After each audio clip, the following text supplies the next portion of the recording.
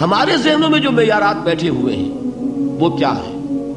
کامیابی پیسے سے ہے، کامیابی جائیداد سے ہے، کامیابی کاروبار سے ہے، کامیابی شہرت سے ہے، کامیابی اقتدار سے ہے. یہ معیارات ہیں.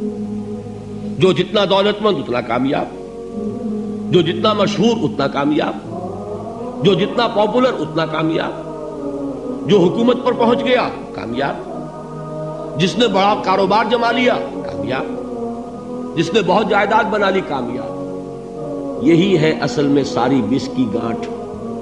جو تصور کامیابی کا ہوگا اسی کے مطابق آپ کی بھاگ دوڑ ہوگی، اسی کے لیے جد و جہد ہوگی، اسی کے لیے توانائیاں صرف ہوں گی، اسی کے لیے دن رات کی مشقت ہوگی. یہ ہے اصل شے جس کی یہاں نفی ہو رہی ہے.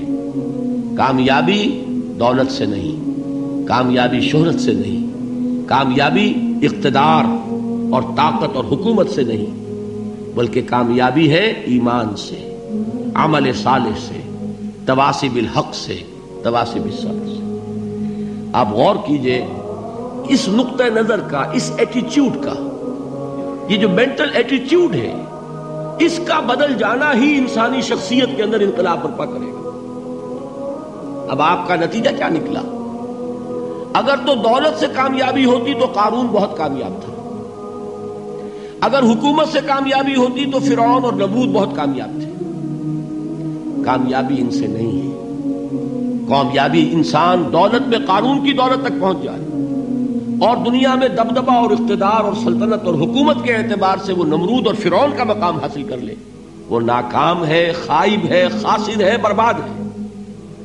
اور ابو ذر غفاری کامیاب ہے، چاہے ان کے پاس کچھ نہیں تھا، جھونپڑی تک نہیں تھی، کوئی گھر نہیں تھا. حضور نے فرمایا ہے اللہ کے کچھ بندے ایسے ہوتے ہیں جو کسی محفل میں جانا چاہیں تو انہیں اجازت نہ ملے، جو کہیں اگر رشتہ کرنا چاہے کوئی ان سے رشتہ کرنے کو تیار نہ ہو، کہیں کوئی سفارش کرنا چاہے تو ان کی کوئی بات ہی نہ سنے. لیکن اللہ کے ہاں ان کا وہ مقام ہے کہ اگر بھولے سے بھی کسی بات پر قسم کھا بیٹھتے ہیں تو اللہ ان کی قسم کی لاج رکھتا ہے. یہ ہے فرق. یہ جان لیجیے اچھی طرح. اس بات کا مان لینا آسان، اس پر سبحان اللہ کہنا آسان، لیکن اس کے مطابق آپ کے اپنے ذہن کا بدل جانا بہت مشکل. اس لیے کہ ہم متاثر ہوتے ہیں اپنے ماحول سے. وہ بڑا محل ہے، دیکھ کر ایک دفعہ جھجری آتی ہے، وہ بڑی سی 20 فٹ لمبی کار سناٹے کے ساتھ آپ کے پاس سے گزر گئی. ایک دفعہ اعصاب کے اندر ارتعاش ہوتا ہے، محسوس ہوتا ہے بڑے یہ نصیبے والے لوگ ہیں، بڑے خوش نصیب، بڑے کامیاب. حالانکہ کچھ معلوم نہیں کہ یہی سب سے بڑی بد نصیبی ہو سکتا ہے کہ یہی سب سے بڑی ناکامی ہو. اگر ذہنوں میں یہ بات بیٹھ جائے کامیابی کس شے سے. یہی وجہ دیکھیے قرآن مجید میں بارہا آپ دیکھیں اولئک هم المفلحون، یہ ہے لوگ کامیاب ہونے والے. آج یہ آپ نے نماز میں وہ آیات سنی، یا ایھا الذین آمنوا ارکعوا واسجدوا واعبدوا ربکم وافعلوا الخیر لعلکم تفلحون. اے ایمان والو، رکوع کرو، سجدہ کرو، اپنے رب کی پرستش اور بندگی کرو اور اچھے کام کرو تاکہ تم کامیاب ہو جاؤ. تو کامیابی کن چیزوں سے ہے؟ یہ ہے سب سے بڑا سبق. یہ ہمارے دل میں اگر بات بیٹھ جائے، ٹھک جائے، تو زندگی بدل جائے گی. صبح و شام بدل جائیں گے، نقشے بدل جائیں گے، بھاگ دوڑ کا رنگ بدل جائے گا، ویلیو سٹرکچر بدل جائے گا.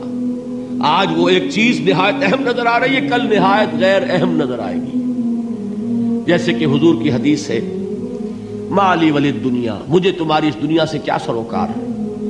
انما مثلی کراکب استظل تحت شجرۃ ثم راح فترکها، میری مثال تو اس سوار کی سی ہے جو تھوڑی دیر کے لیے ایک درخت کے سائے میں ٹھہرتا ہے سستانے کے لیے، پھر وہ اپنا راستہ لیتا ہے. اسے اس درخت سے مستقل تعلق اس کا نہیں ہے، وہ اس کا گھر نہیں، وہ اس کی منزل نہیں. اسی طرح یہ دنیا میرا گھر نہیں ہے. اب دیکھیے ہم کہتے ہیں انا للہ و انا الیہ راجعون، ہم تو مسافر ہیں، ہم اللہ کے پاس سے آئے، اللہ کی طرف ہمیں لوٹ جانا ہے.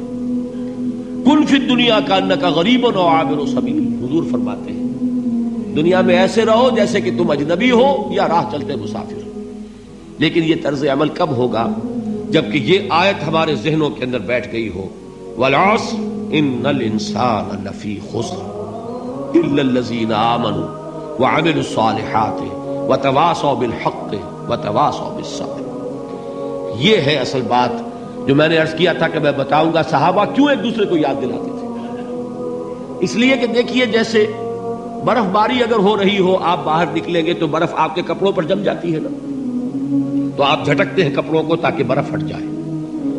ہمارے ایمان پر اس دنیا میں رہتے ہوئے جب ہم متاثر ہوتے ہیں ماحول سے تو گردہ آ جاتا ہے، برف پڑ جاتی ہے، اس کو جھٹکتے رہنے کی ضرورت ہے، اور وہ جھٹکنے کی بہترین اور مؤثر ترین شکل یہی ہے کہ یاد رکھو کامیابی ان چیزوں سے نہیں ہے۔ چمک دمک جو ہے دنیا کی، یہ ساری چمک دمک جو تمہیں رجھا رہی ہے، جو تمہیں اپنے اندر گم کیے ہوئے ہے، یہ لفظ گم پر اقبال کا وہ شعر یاد آ گیا کہ کافر کی یہ پہچان کے آفاق میں گم ہے، اور مومن کی یہ پہچان کے گم اس میں ہے آفاق۔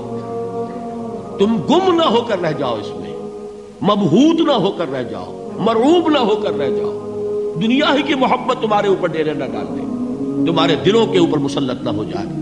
لہذا تازہ کرتے رہا کرو، والعصر ان الانسان لفی خسر الا الذین آمنوا وعملوا الصالحات وتواصوا بالحق وتواصوا بالصبر۔ پھر یاد کر لو، پھر تازہ کر لو اپنے اس یقین کو کہ کامیابی دولت سے نہیں، کامیابی ثروت سے نہیں، کامیابی اقتدار سے نہیں، کامیابی شہرت سے نہیں، کامیابی جائیداد سے نہیں، کامیابی ہے ایمان سے، کامیابی ہے عمل صالح سے، کامیابی ہے تواصی بالحق سے، کامیابی ہے تواصی بالصبر سے۔